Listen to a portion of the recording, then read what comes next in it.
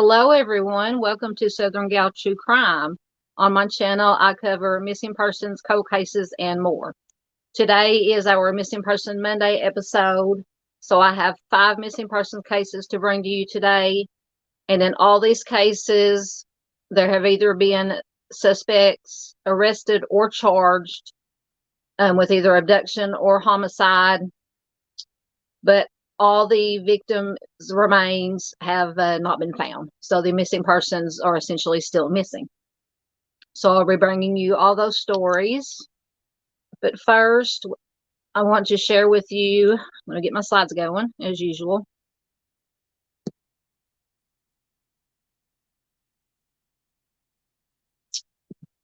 I always feature in the beginning of any of my videos and live streams a current missing person.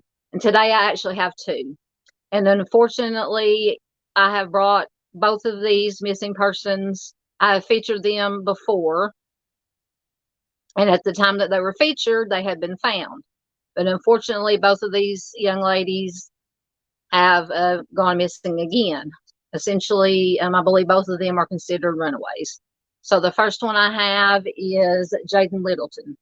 She went missing this time on November 18th of this year from Town, Arkansas. She is just 15 years old, a white female, 5'3", 140 pounds, with brown hair and blue eyes. And she was last seen wearing a pink long sleeve shirt and shorts with slippers. And I think that is the description that they gave the last time she went missing. So I don't know if this information has been updated except for the current date that she went missing. So if you have any information regarding Jaden, her disappearance or possible whereabouts, you can contact the Town Police Department at 479-361-9168.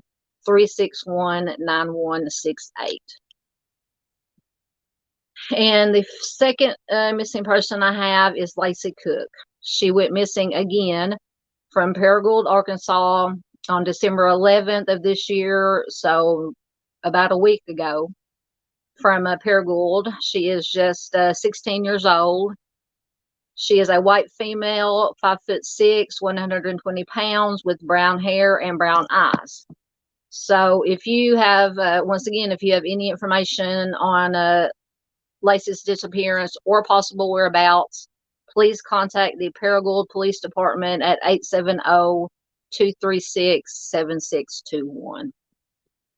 So I will put a link to, because this information comes from the Morgan Nick Foundation Facebook page. So I will put a link in the description box to both of these original posts from the Facebook page. And I implore you, please share it anywhere and everywhere you can to help get this information out about these 2 missing children. We need to bring them home safely as quickly as possible. All right, so today we will get into our 5 cases. And like I said, in all these cases, they have either suspects that have been arrested and or charged with homicide in these cases. But unfortunately, the victims' bodies have not been found. So that is, I felt that this was important stories to bring to you to try to get some closure for these families, to try to find out where their loved ones are so they can bring them home and lay them to rest.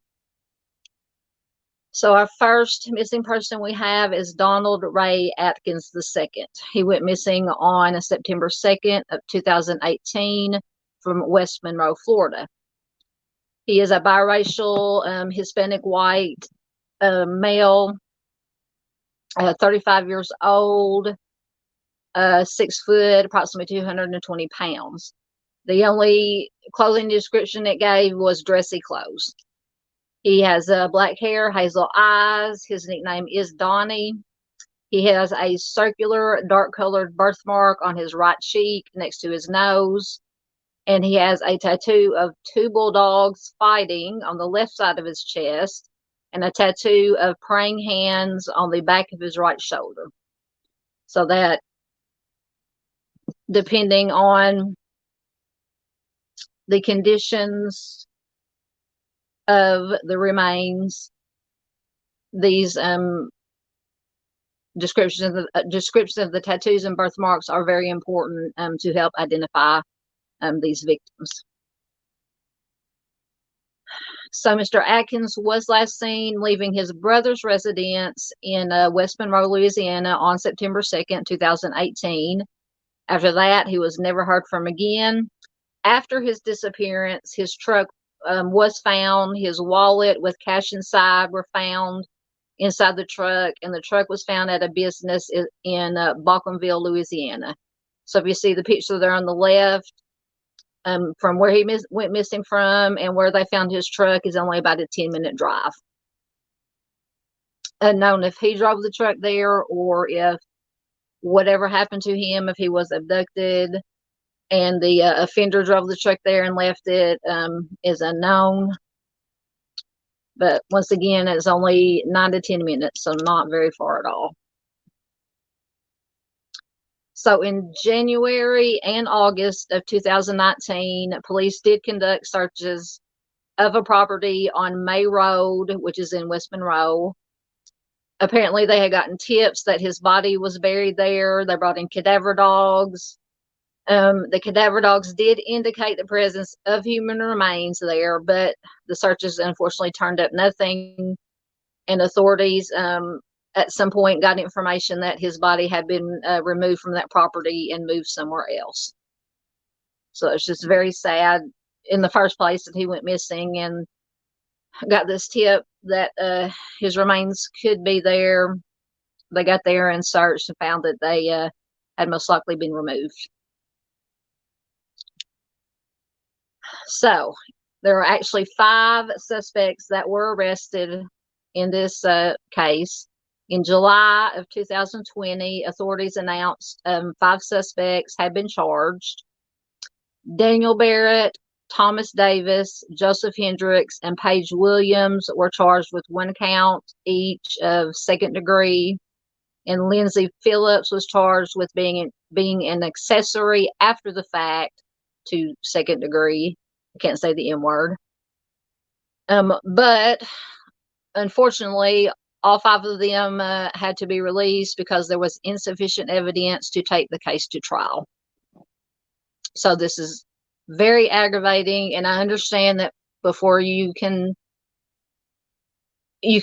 charge a suspect, but and you build your case and you turn it over to the prosecuting attorney, and he or she reviews it, and if they find that there's not enough evidence to indict, they have to let them go.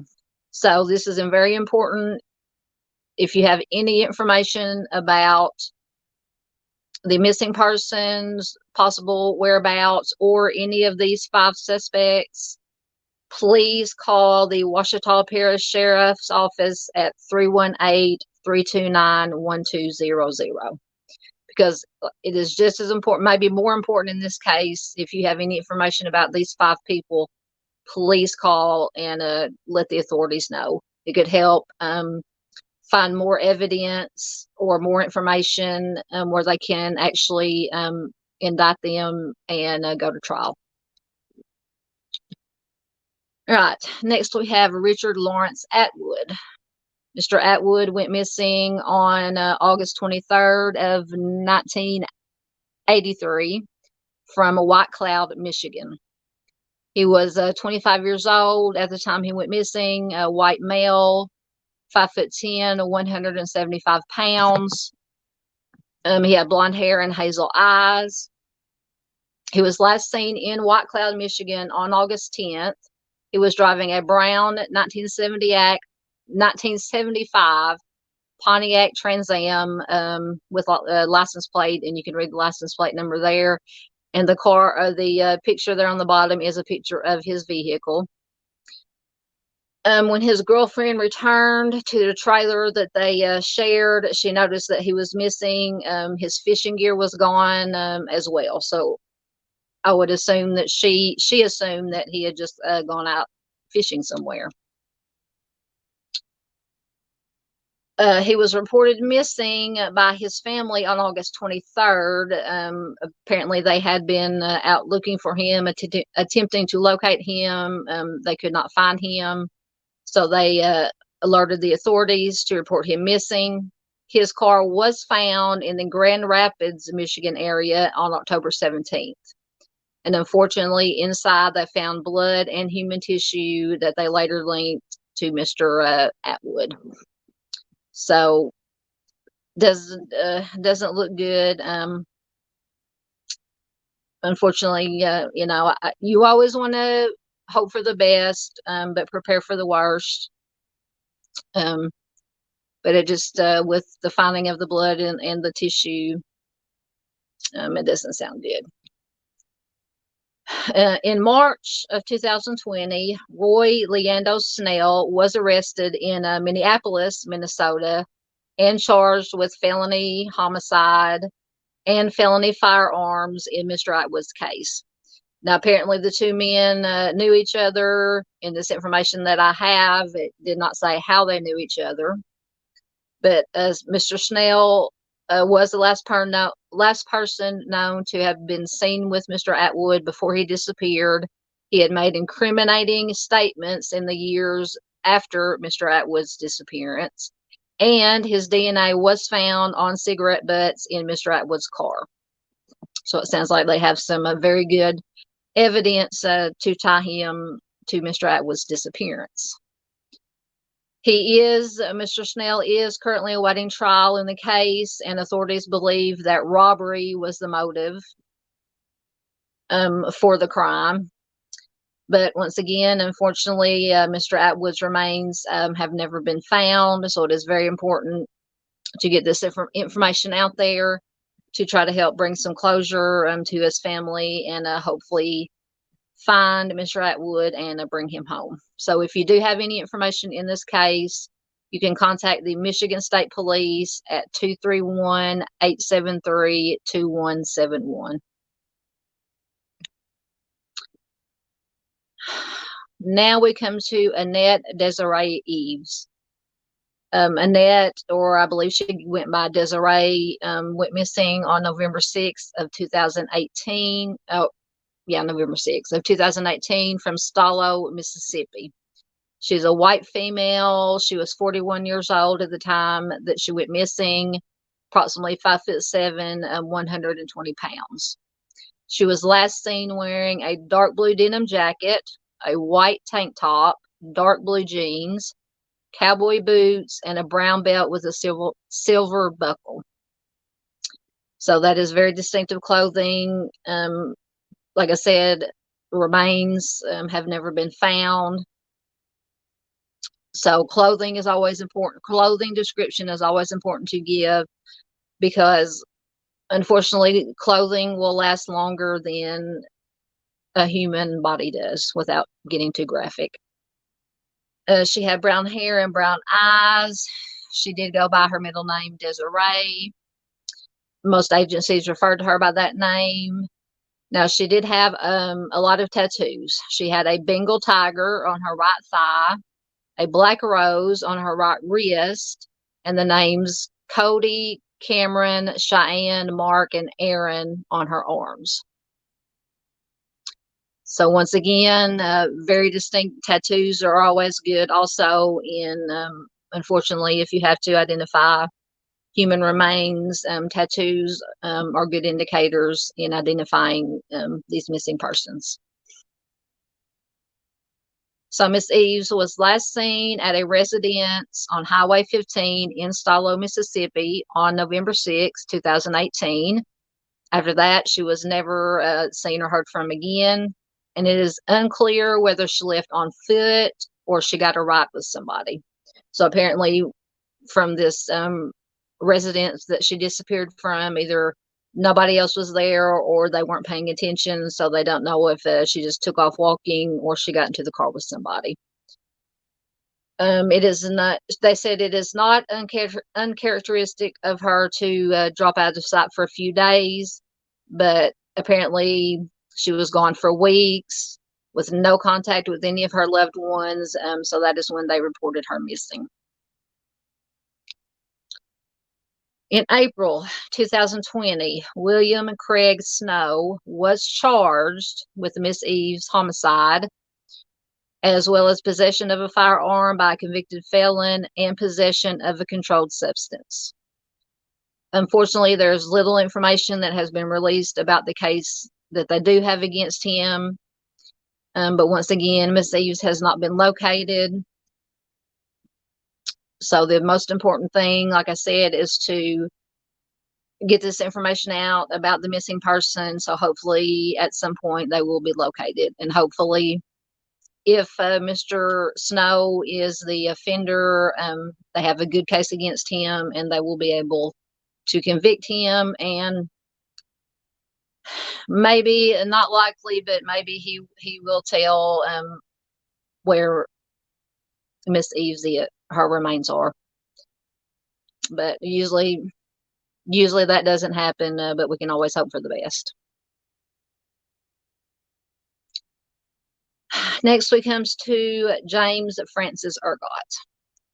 He is once again, when children go missing and the elderly, it always touches me a little bit more. Mr. Ergott went missing on July 2nd of 2006 from Spokane, Washington.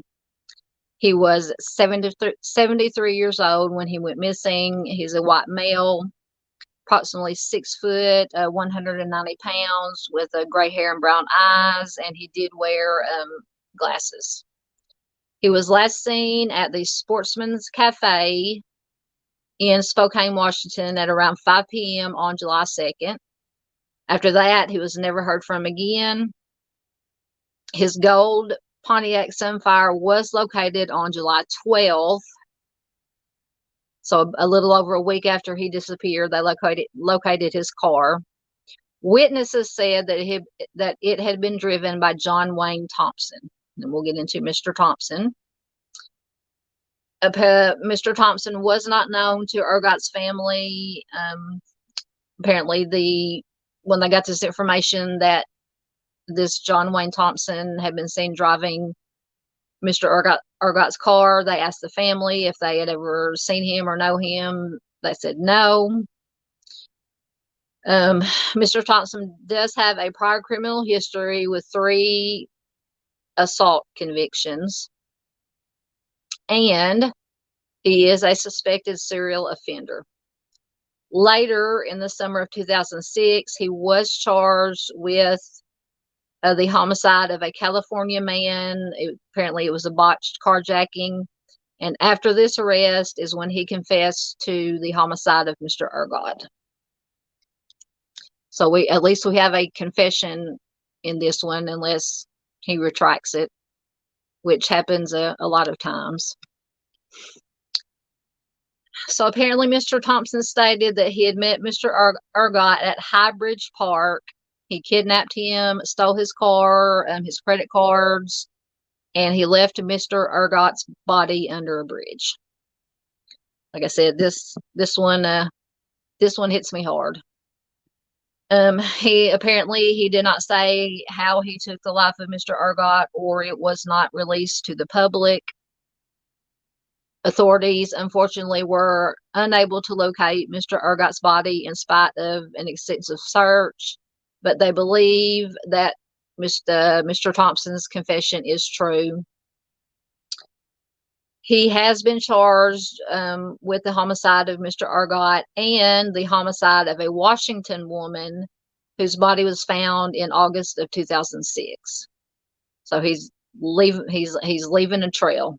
So he is definitely, in my opinion, and in the authorities' opinion, a serial offender.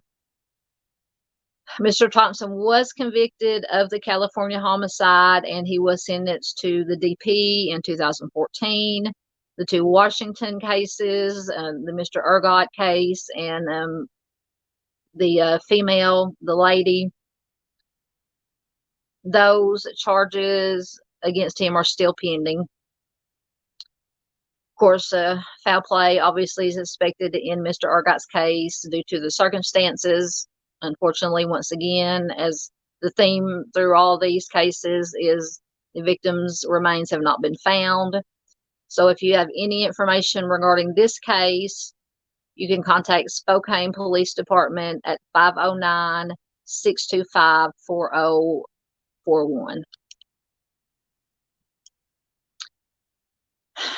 Another one that gets to me, missing children and missing elderly. They, like I've always say this and harp on it. They just touch me and grab on to me so hard. It's just heartbreaking. So we have Michaela Joy Garrett. Michaela went missing on November 19th of 1988 from Hayward, California. It is classified as a non-family abduction. She was a white female. She was only 9 years old when she was abducted. At the time she was abducted, she was approximately 4'8" and 75 pounds. So just a baby. She was a baby.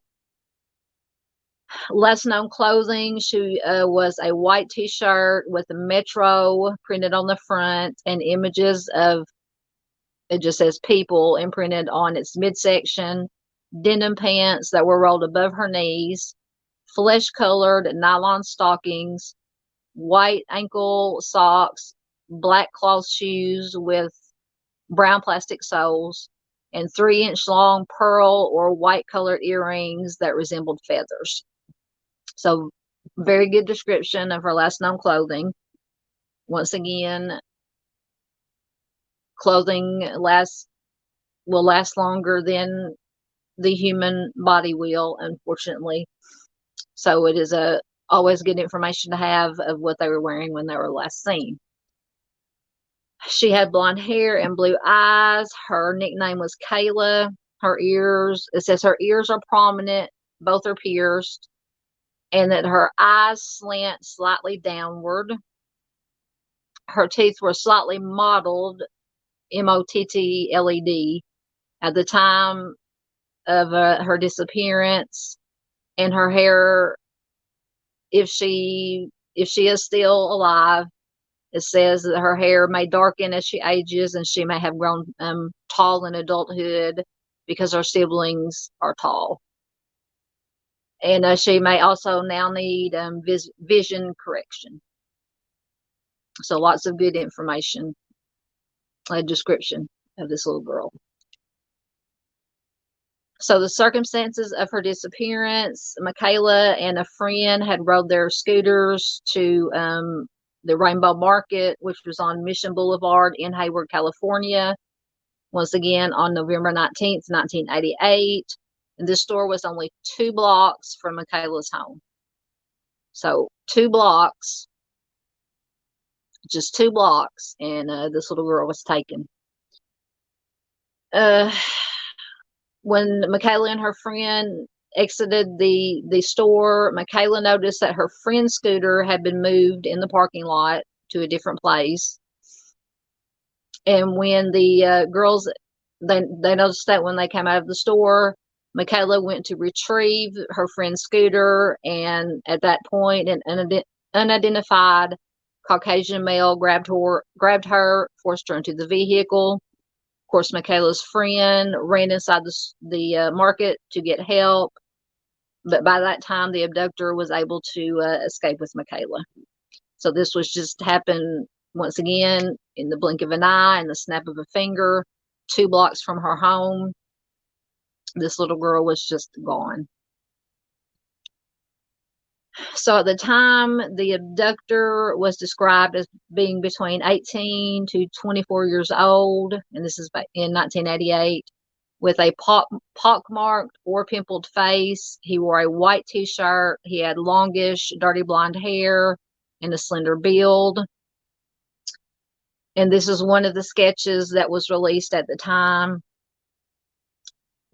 The abductor drove a large, and this is important to jog somebody's memory of anybody that was in this vicinity at this time, jog their memory of, they might have seen this vehicle because it's very distinct. It was a large, older model, American-made sedan, possibly 4-door vehicle. It was cream, gold, or tan in color. The car may have had cement splatters on the sides, so that's very distinct. You don't see a lot of vehicles rolling around with, you see like dirt or mud on them, but this specifically says cement splatters. And it also says the lights, it could have had lights set into the rear bumper. The front bumper was battered, and the vehicle may have previously been in an accident. And it appeared to be a rundown vehicle. And it was last seen going south on Mission Boulevard towards nearby Union City, California, with Michaela inside. In December 2020, suspected serial offender. Once again, we have another serial offender. David Emery Mish was charged with Michaela's abduction and homicide. And this is Mr. Mish on the picture you see here on the left. In 1990, he was convicted of the homicide of a 36-year-old Hayward woman, and he was sentenced to 18 years to life in prison. In 2018, he was charged in the double homicide of 18-year-old Michelle Xavier and 20-year-old Jennifer Dewey. And this happened in Fremont, California in 1986. And authorities were able to match a partial palm print that was found on either Michaela or her friend's scooter back to Mr. Mish. So this is how the palm print on the scooter was how they connected Mr. Mish to Michaela's abduction. And not only that, they had 2 eyewitnesses to her kidnapping, and they did pick him out of a photo lineup. So that is some very good evidence and information that connected how authorities made the connection of this serial offender to Michaela's abduction. So currently, Mr. Mish is awaiting trial for Michaela's homicide and in the 1986 double homicide of the 18-year-old and the 20-year-old. If he is convicted in either of those cases, he will be eligible for the DP. Once again, unfortunately, Michaela's body has never been found. So if you have any information about this case, about Mr. Mish, about the other cases that he was involved in, or the possible whereabouts of little Michaela's remains, please call the Hayward Police Department at 510-293-7272. Okay, those were our 5 missing persons cases for this week. As always, very sad, especially when they involve children. Those are the ones that tug at my heart the most, and also the elderly. But in all missing persons cases touch me so deeply. They are my passion. That is why I bring you these cases on Missing Person Mondays to get the information out, in hopes of doing my little part of my small channel here on YouTube to maybe try to bring some closure to these cases and to their families. So until next time, please take care of yourselves, take care of each other, be careful out there, take care of your fellow human being. That is the most important thing we can do to make it through this life safely. Once again, thanks for watching. If you haven't already, please consider subscribing to the channel. I have Missing Person Monday videos. On Fridays, I have a case of the week. Once a week I try to do, or once every couple of weeks, I try to do a live stream or 2. Please give any thumbs up, comments, shares on small channels like mine are very helpful for the YouTube algorithm to push it out to more people. That is the most important thing, is to get this information out to as many people as possible, as quickly as possible. So once again, thanks for watching, and I will see you next time. Bye-bye.